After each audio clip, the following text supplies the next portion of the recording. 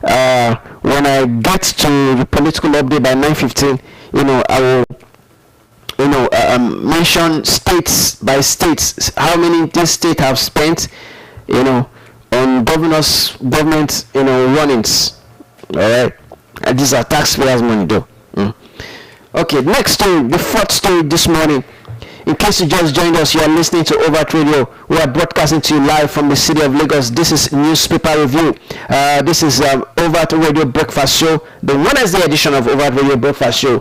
Okay, you can go to our various social media platforms on X, Instagram, YouTube, on X, Overt Radio Live, on Instagram, Overt News, on TikTok, overt.radio.lagos. Alright, you can share that streaming link, zeno.fm/radio/Overt Radio to your various contacts on WhatsApp and your statuses. Alright, 2027 APC chairman Nentawe meets Emir Sanusi, seeks support for party. I bet.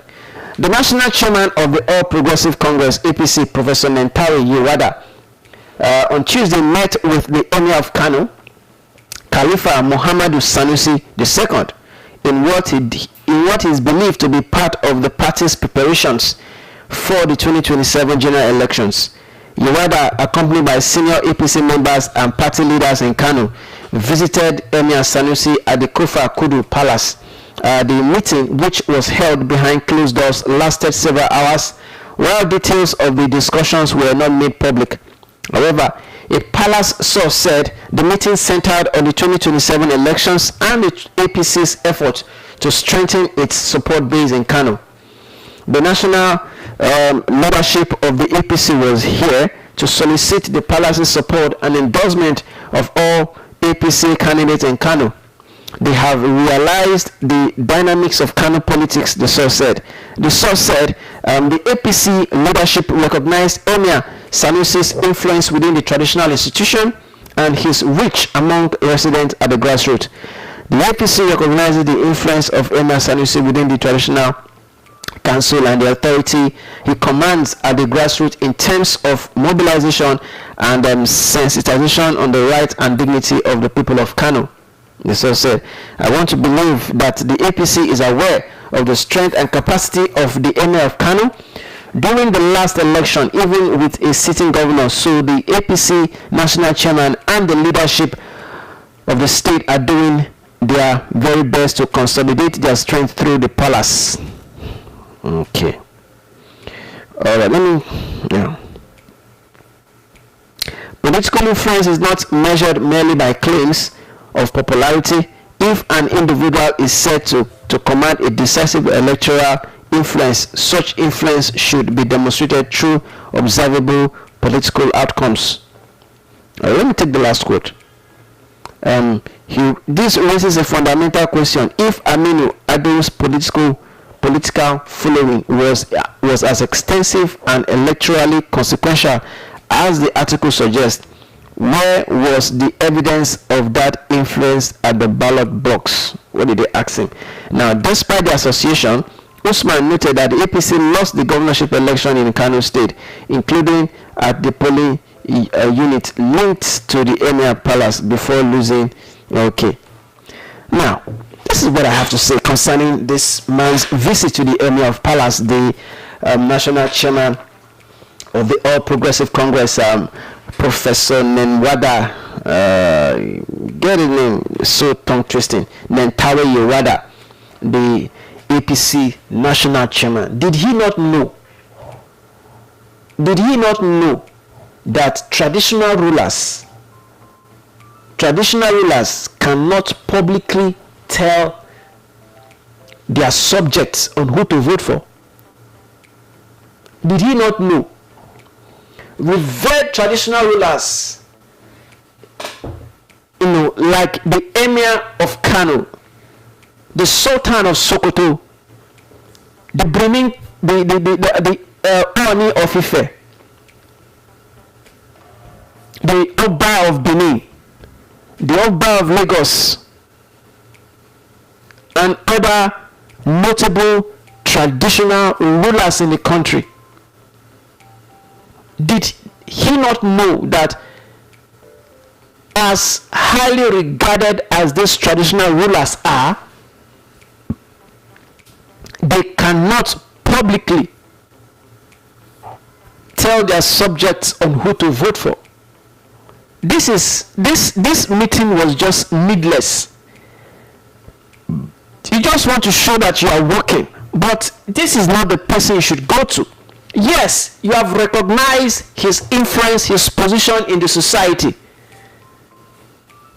That is why you have a state governor in that state.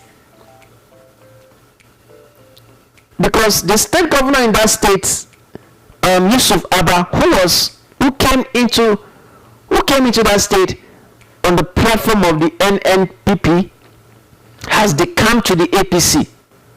Use the channel of the governor to reach out to the people. It is the people you are to go to, not the traditional ruler.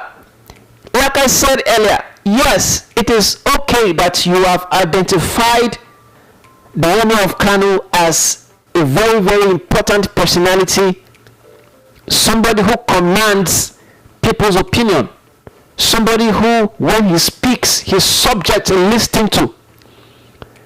But have you forgotten that as a traditional leader,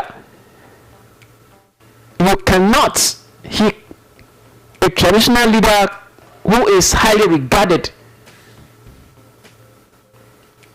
cannot publicly tell his people, his subjects, who they should vote for. I don't know what these politicians are turning democracy to. I don't know what these politicians are turning politics to. I don't know what they've bastardized democracy in this country, our politicians. Either you are in the APC, you are in the ADC, you are in the NDC, you are in the Labour, you are in the PDP, whatever political party you belong to. Democracy in this country has been bastardized by these people who claim they are party men. You don't go to a traditional ruler as the Emir of Kano, seeking his support for your party.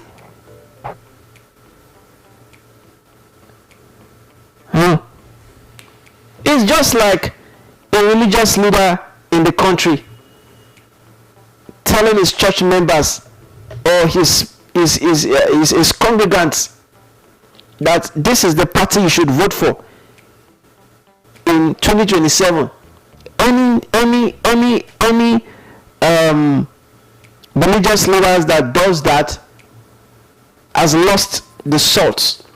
You can warn them, but says that you must vote for party A, you should vote for party A, you should vote for party B in 2027 publicly. No, it's not right. It's not right. It's not right.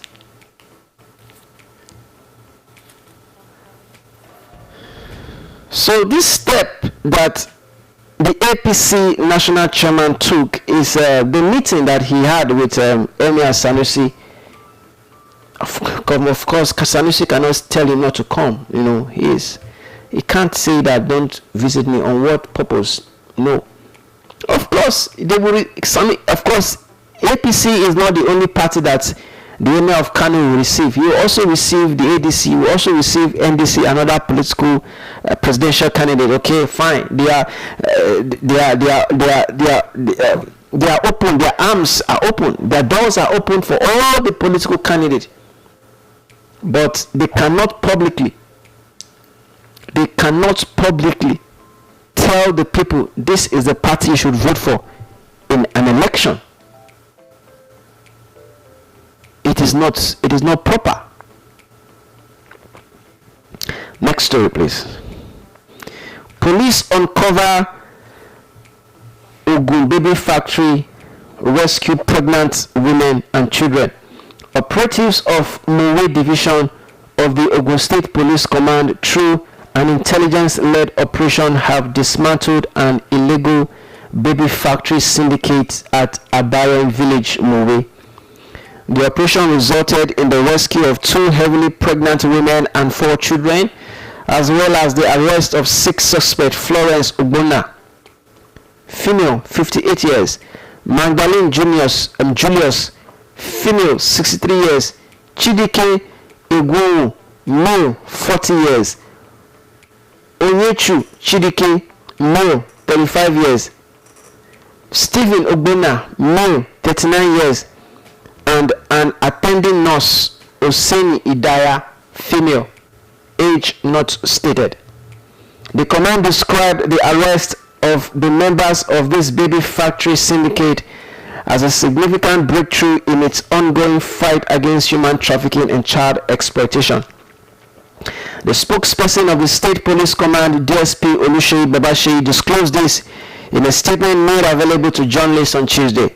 Babasheyi said, in quotes, the operation was carried out on 24th August 2026 at about 8 a.m. when operatives acting on sustained intelligence stormed the syndicate's hideout located at Toluwa Lashe Street, Abare Village, via Gbarimole, a suburb of Mori, as preliminary investigation revealed that human trafficking and illegal abduction activities had been occurring at the facility over time.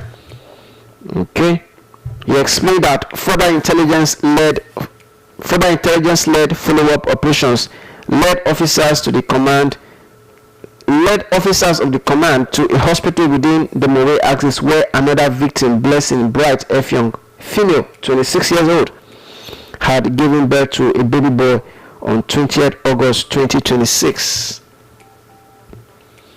All right, so it is a good thing that these people, they have been apprehended, they have been caught, and just like what some Southeast governors did then, that whenever they discovered a particular location, a building or a structure, allegedly for baby factory, they pull down that building. Okay, so I want to urge, the command, the authorities to do the same. Any hospital, or any building that is suspected to be carrying out this illicit acts, human trafficking and baby exploitation, that building should be brought down, to serve as a deterrent to others. I don't know why I don't know. It is one of those things that we used to tell our leaders: have the interest of the people at heart. It is poverty. It is, I don't know. You seek. You approached a female person and asked him to get pregnant, and you pay that person. What are we turning to society to? What are we turning to society? Can't you make good use of your hands? Can't you walk with your hands? You have legs, you have nose, you have eyes, you have hands. Your brain is functioning. You are not disabled. But you want to go the other way route. So it is commendable that this is happening and it has been caught. The police has intervened. So I urge the authorities to do what is necessary to make sure, that things like this don't occur. There are other places in some part of the country that are doing this. So the police, the authorities should, beam the searchlight on this kind of activities in these communities that are unexpected to carry out this act. All right, so Lagos, thank you for staying with me here in the studio. 9:15. I will be back for